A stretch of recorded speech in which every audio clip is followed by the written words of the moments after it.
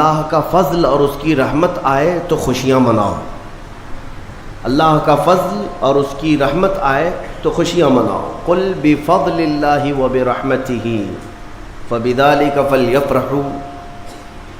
اب جب جب اللہ کا فضل ہوگا اور جب جب اس کی رحمت ہوگی ہم خوشیاں منائیں گے، اور خوش ہونے کا انداز اور طریقہ کیا ہونا چاہیے وہ سنت نبوی سے ہمیں حاصل کرنا چاہیے۔ خوشیاں منانے کا مطلب یہ نہیں ہے کہ ہم دنیا جیسے خوشیاں مناتی ہے اسی انداز میں منانے لگ جائیں۔ اسلام ہر چیز میں خط امتیاز رکھتا ہے۔ تمہاری عبادتوں کا طریقہ الگ ہے، تمہارے رب کو پکارنے کا طریقہ الگ ہے، رب تعالیٰ کے حضور سرب سجود ہونے کا طریقہ الگ ہے۔ رب تبارک و تعالیٰ نے تمہیں ممتاز پیدا کیا ہے، ظاہر سی بات ہے تمہاری خوشیاں بھی ممتاز ہونی چاہیے۔ پوری کائنات میں لوگ اگر خوشیوں میں ڈوب کر شراب نوشی کرتے ہیں تو یہ خوشیاں نہیں ہیں۔ اگر آج کی رات یا آج کا دن لوگ یہ سمجھتے ہیں کہ خوشیوں کا مطلب ہے کہ خوب انٹرٹینمنٹ کیا جائے، نفس جو جو چاہتا ہے وہ سب کر لیا جائے، تو اسلام اسے خوشیاں نہیں کہتا۔ میرے عزیزو، میں یقین کے ساتھ کہتا ہوں کہ اسلام میں جو بھی عید آئی ہے، جو بھی عید ہے، آپ اس کا تجزیہ کر کے دیکھیں، آپ کو کھلے میدانوں میں سڑکوں پر چھوڑ نہیں دیا جاتا کہ دن بھر جو کرنا ہے کرو، نہیں، بلکہ خوشیاں منانے کا طریقہ یہ بتایا گیا ہے کہ سب سے پہلے اٹھنے کے بعد وضو، غسل، عطر، خوشبو کے ساتھ پہلے بارگاہ رب العزت میں آؤ اور سجدہ کرو۔ یہ خوشیاں منانے کا سب سے پہلا طریقہ یہ ہے کہ مسلمان جب سب سے زیادہ خوش ہوتا ہے تو سجدہ کرتا ہے۔ تو سجدہ کرنے کے لیے آج عیدگاہوں میں، مسجدوں میں جو لوگوں کی آج قطاریں ہیں، صفیں لگی ہیں، میرے عزیزو، یہ اسلام کا خوشی منانے کا طریقہ ہے۔ یہ نہیں کہ لوگوں کے درمیان کچرا بن کر کے، لوگوں کو ایذا دے کر کے خوشیاں منائی جائے، اسلام اس کا قائل نہیں ہے۔ بہرحال سب سے بڑی خوشی ہمارے لیے کون سی ہے؟ اللہ نے فرمایا قرآن میں، اے محبوب آپ فرما دے جب اللہ کا فضل آئے اور اس کی رحمت تو خوشیاں مناؤ۔ تو اللہ کا فضل اور اس کی رحمت کیا ہے؟ اللہ کا فضل اور اس کی رحمت کیا ہے؟ بہت ساری چیزیں ہیں۔ رمضان یہ اللہ کا فضل ہی تو تھا، تمہیں کھلا پلا رہا ہے یہ اللہ کی رحمت ہی تو تھی، تمہیں صحت اور تندرستی دیا یہ اس کی رحمت ہی تھی، تو یہ فضل اور یہ رحمت ہے۔ لیکن سب سے بڑی رحمت جب تمہارے پاس آئے تو خوشیاں مناؤ۔ قرآن کہتا ہے سب سے بڑی رحمت کیا ہے؟ وَمَا أَرْسَلْنَاكَ إِلَّا رَحْمَةً لِّلْعَالَمِينَ، محبوب ہم نے آپ کو سارے جہانوں کی رحمت بنا کر بھیجا ہے۔ پتہ یہ چلا کہ کائنات کی سب سے بڑی رحمت مصطفیٰ کریم کی ذات پاک ہے، اور جب وہ آئے تو سب سے بڑی خوشی کا دن ہوتا ہے۔ اسی لیے کہا ہے کہ دونوں عیدوں سے افضل ہے عید میلاد رسول، چاہے عید الفطر ہو یا بقرعید ہو، عید الاضحیٰ ہو، یہ دونوں عیدوں سے افضل ہے عید میلاد رسول۔ اس کی وجہ یہ ہے کہ ہمیں نہ عید الفطر معلوم ہوتی نہ عید الاضحیٰ معلوم ہوتی، یہ سب معلوم ہوئی ہیں اگر تو آمنہ کے لال کے صدقے میں معلوم ہے۔ ہاں، ہمیں رمضان پتہ چلا ہے، عید پتہ چلی ہے، تو کس کی بدولت؟ اگر مصطفیٰ کریم صلی اللہ علیہ وسلم نہ آتے نہ بتاتے تو کون سے رمضان کا تصور تھا، کون سی عید پتہ چلتی؟ اسی لیے حاصل کلام تو یہ ہے میرے عزیزو، وہ جو نہ تھے تو کچھ نہ تھا، وہ جو نہ ہو تو کچھ نہ ہو، جان ہے وہ جہان کی اور جان ہے تو جہان ہے۔ آج عید اگر منانا بھی ہے تو میں یہ ضرور کہوں گا کہ آج عید پڑھنے کے بعد، نماز پڑھنے کے بعد سب سے پہلا کام جو آپ کرتے ہیں وہ کیا ہے؟ سب سے پہلا کام آپ یہ کرتے ہیں اپنے ماں باپ، اپنے رشتہ داروں سے ملاقات، اور گھر جلدی بھاگ کر کے جاتے ہیں کہ اپنے بڑوں سے ملاقات کرنا ہے۔ آج مصافحہ معانقہ کا دن ہے، آپ کو اپنے ماں باپ جس قدر یاد رہتے ہیں، میرے عزیزو اس رسول کو آج ہرگز فراموش نہ کرو جو اپنی رات کی تنہائیوں میں تمہیں امتی امتی کہہ کر یاد کیا کرتے تھے۔ آج ان کا دن ہے، آج اس رسول پاک کا دن ہے۔ سورج کے ڈوبنے سے پہلے پہلے تک کثرت سے میرے آقا کی بارگاہ میں بیٹھ کر درود بھیجو، اور عرض کرو کہ آقا آج میری خوشی کا دن ہے، میں اپنے ماں، اپنے باپ، اپنے بھائی، اپنے بہن، سب سے زیادہ اگر دنیا میں کسی سے پیار کرتا ہوں تو وہ آپ کی ذات مبارکہ ہے۔ رسول پاک صلی اللہ تعالیٰ علیہ وسلم کو یاد کرنا آج کی عید کے دن کا ایک بہت ہی بڑا حصہ ہے مومنوں۔ باقی میں دوسروں کے بارے میں نہیں کہہ سکتا، جن لوگوں نے آج کی عید کو جوا کا اڈا بنا لیا ہو، شراب پینے کا ذریعہ بنا لیا ہو، سینما تھیٹر پہ جا کر کے عیش کرنے کا ذریعہ سمجھا ہو، میں سمجھتا ہوں کہ ان کے اندر روح اسلام نہیں آئی۔ اگر اسلام کی روح ہوتی، اگر ایمان ان کے قلب میں بشاشت پیدا کر چکا ہوتا تو ہرگز وہ ایسی جگہ قدم بھی نہیں رکھتے۔ اے میرے عزیزو، آج مصطفیٰ کریم صلی اللہ علیہ وسلم کے سچے غلام بن کر کے دکھانے کا بھی دن ہے۔ آج دنیا تمہیں دیکھ رہی ہے، آج پوری دنیا دیکھ بھی رہی ہے اور ڈر بھی رہی ہے کہ یہ باہر نکلے ہیں آج کیا ہونے والا ہے۔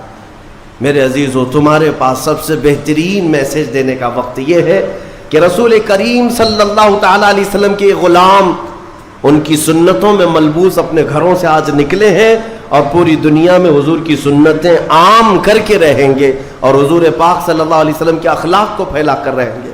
آج تمہارے ذریعے سے حضور اکرم صلی اللہ علیہ وسلم کے اخلاق عام ہونی چاہیے۔ نان مسلم ہو، غیر مسلم ہو، کوئی بھی اگر اس کے ساتھ تمہارے مدد کا جذبہ آیا، کم سے کم اس کے دل میں یہ خیال تو آئے گا کہ یہ نوجوان کیوں میرے ساتھ اچھائی کر رہا ہے۔ اس وقت تم یہ بتا سکتے ہو یہ میرا اپنا عمل نہیں، یہ میرے آقا کا عمل ہے۔ نبی پاک صلی اللہ تعالیٰ علیہ وسلم آج کے دن غریبوں کو نہیں بھولتے، یتیموں کو فراموش نہیں کرتے۔ حضور پاک صلی اللہ تعالیٰ علیہ وسلم آج ان یتیموں، بیواؤں، سب کے گھروں کا خیال تک رکھتے تھے۔ عزیزان گرامی وقار، آج عید کے ان لمحات میں یقیناً رمضان المبارک گزر جانے کے بعد خوشیوں کا دن ضرور ہوتا ہے، لیکن ساتھ ہی آج ہمیں قلق بھی ہے، غم بھی ہے ہمارے ان بھائیوں کا جو آج عید منانے کے لیے یا تو ہمارے ساتھ نہیں ہیں، ناحق جیلوں میں بند ہیں، کچھ بے قصور قیدی ہیں، اور بہت سارے وہ لوگ ہیں جن کے ہاں اسباب کی کمی ہے اور کوئی عید نہیں ہے ان کے ہاں۔ وہ فلسطین کا علاقہ ہو کہ شام ہو کہ یمن ہو کہ عراق ہو، ان کے ہاں کوئی عید نہیں۔ وہ کھلے میدانوں میں آج بھی ایک ایک روٹی اور بوٹی کے لیے ترس رہے ہوں گے۔ آج اس درد کے ساتھ ہم عید کے لیے حاضر ہیں اور بارگاہ مولا میں یہ عرض ضرور کریں گے کہ مولا، جہاں تو ہمیں نرم لقمے کھلا رہا ہے، حضور کی اس غریب امت پر بھی رحم فرما دے۔ ایک میرا ہی رحمت میں دعویٰ نہیں، شاہ کی ساری امت پہ لاکھوں سلام۔ آج عید کے دن جو کام کرنے کے ہیں، میرے مصطفیٰ کریم صلی اللہ علیہ وسلم کو راضی کرنے کا دن ہے۔ آج کے دن حضور فرماتے ہیں اللہ تعالیٰ کو سب سے زیادہ پسندیدہ جو عمل ہے، سب سے زیادہ پسندیدہ وہ دو ہے، دو عمل اللہ کو بہت پسند ہے آج کے دن۔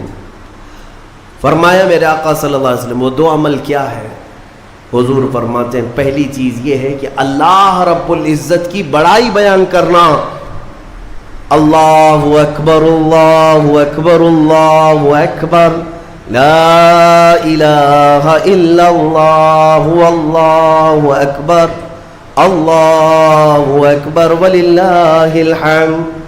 یہ اللہ رب العزت کی بڑائی، تکبیر، اللہ سب سے بڑا ہے، یہ تکبیر بیان کرنا پہلا عمل اللہ کو سب سے زیادہ پسند ہے۔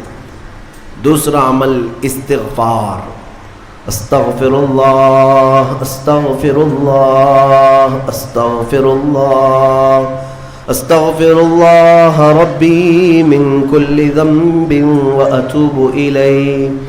دو عمل آج کے دن اللہ بہت پسند فرماتا ہے، ایک اس کی بڑائی بیان کرنا تکبیر، اور دوسرے استغفار۔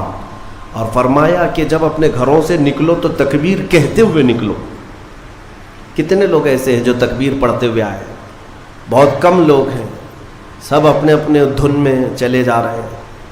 یہاں تک کہ فرمایا اس تکبیر کا اہمیت کا اندازہ اس سے لگاؤ، آنے کے وقت جس راستے سے آئے تھے عید کے لیے، جانے کے وقت دوسرے راستے سے جاؤ۔ واجب نہیں ہے، لیکن اس کی حکمت کیا ہے؟ ایک راستے سے آنا اور دوسرے راستے سے جانا سنت۔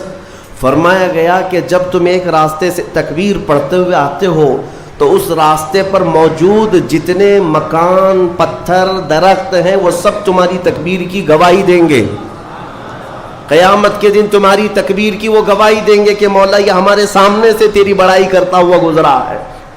تو ہو سکے دوسرے راستے پر بھی گزرو تاکہ زیادہ سے زیادہ ان تمام چیزوں کو اپنی تکبیر کا گواہ بنایا جا سکے. تو اس سے اندازہ کریں کہ تکبیر آج کے دن بہت اہمیت کی حامل ہے، اور اسی تکبیر کی آج ضرورت بھی ہے مسلمان کو. اقبال نے بہت اچھے انداز میں کہا تھا، کفر دم توڑ دے گا ٹوٹی ہوئی شمشیر کے ساتھ، گر تم نکل آ جاؤ ایک بار نعرے تکبیر کے ساتھ. مطلب یہ ہے کہ اس تکبیر کا آج بھی بہت سارے لوگوں کو انتظار ہے جس تکبیر کی آواز سے ہی کفر کے خیموں میں ہلچل مچ جائے.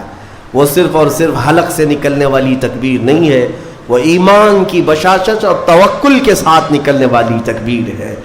اللہ رب العزت ہم سب کو کہنے سننے سے زیادہ عمل کی توفیق عطا فرمائے. آج میرے عزیزوں، عید الفطر میں جو نہیں کرنے کے کام ہے وہ مجھے بتانے کی ضرورت نہیں، سمجھدار طبقہ ہے ہمارا. آج شام تک ایک بات طے کر کے رکھ لینا، کیونکہ کل رات کو ہی شیطان آیا ہے چھوٹ کر کے قید سے، اور وہ اپنے پورے فورس کے ساتھ چاہتا ہے کہ تمہیں کسی نہ کسی طرح سے ان راستوں سے لے کر گناہوں کے اڈوں پر لے جاؤ.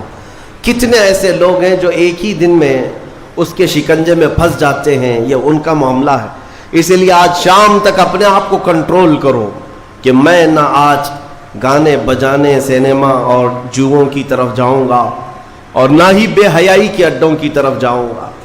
آج کا دن اللہ رب العزت اپنے فرشتوں پر رشک فرماتا ہے. توجہ تو چاہتا ہوں، توجہ. عید کے دن جب بندے سجدے میں گرتے ہیں، عیدگاہ ہو کہ مسجدیں ہو، جیسے ہی تم عید کے دن سجدے میں چلے جاتے ہو، یہ لمحہ کون سا ہے جانتے ہیں آپ؟ یہ لمحہ کون سا ہے؟ جس دن دنیا پوری، آپ بھی رمضان بھر سجدے میں گئے ہوں گے، عبادتیں کر کے بھیک کیا مانگتے تھے؟ اللہ تو راضی ہو جا. ہم یہاں مانگ رہے تھے، لیکن عید کے دن کے سجدے کے بارے میں فرمایا گیا جیسے ہی امت سجدے میں جاتی ہے، مولا سارے فرشتوں میں اعلان فرماتا ہے، فرشتوں آؤ دیکھو میرے بندے، میں ان سب سے راضی ہوں اور ان سب پر مجھے رشک آتا ہے. آج دنیا خوشیوں میں ڈوب کر کے عیاشی کرنا چاہتی ہے، لیکن میرے یہ بندے ہیں جو دنیا کو ترک کر کے میری بارگاہ میں سجدہ ریز ہیں. آج مولا رب العزت رشک فرماتا ہے فرشتوں پر. اس لیے میرے عزیزوں، نہایتی اخلاص کے ساتھ، اطمینان کے ساتھ، اور اللہ رب العزت کی بارگاہ میں اپنے آپ کو خود سپرد کر کے عید کی نماز ادا کریں، اور امید ہے کہ یہ عید ہماری ایک انقلاب لائے گی انشاءاللہ. جو حالات آج پیدا ہو چکے ہیں، میں اس کے لیے بھی گزارشتاً یعنی معروضتاً یہ عرض کروں گا کہ آپ امن و امان کو برقرار رکھیں، امن و امان کو برقرار رکھیں. یہ بہت ضروری چیز ہے.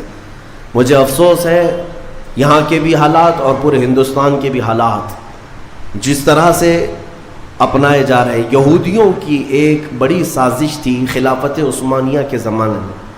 وہ کیا کرتے تھے کہ مسلمانوں کو بھڑکانے کے لیے، ورغلانے کے لیے کچھ ان کی مقدس چیزوں کی توہین کرتے تھے کسی ایک کے ذریعے سے، اور جب مسلمان بھڑک جاتے، باہر آتے، تو پھر ان کے بیچ میں یہ یہودی بھی داخل ہوتے تھے، باضابطہ یہ طریقہ اپناتے تھے، اور پھر مسلمانوں میں آپس میں لڑا دیتے تھے.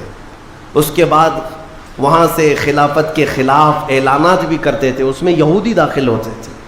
تو اس طرح بھیڑ جمع کر کے باہر ورغلانا، لوگوں کو اکسانا، یہ ان کا کام تھا تاکہ زیادہ سے زیادہ مسلمانوں کا نقصان ہو سکے. اسی لیے میں چاہتا ہوں کہ اپنے غم و غصے کا اظہار صرف بھیڑ سے نہیں ہوتا، جس میں اعلیٰ حضرت فاضل بریلوی رضی اللہ تعالیٰ عنہ نے بھی ارشاد فرمایا کہ مسلمانوں کو اس طرح سے کھلے طور پر کسی چیز پر جمع کر لینا جس سے خطرات لاحق ہوں ناجائز ہے. آپ ان چیزوں کا بہت خیال رکھیں کہ دشمن طاقتیں آج یہی چاہتی ہیں کہ تمہیں اکسا کر، ورغلا کر تمہارا زیادہ سے زیادہ نقصان کر سکیں. پچھلے 2 سال کا عرصہ گزر گیا، بنگلور میں بھی ایک حادثہ ہوا تھا، وائلنس ہوا تھا، غالباً وہ رمضان کے موقع پر ہی.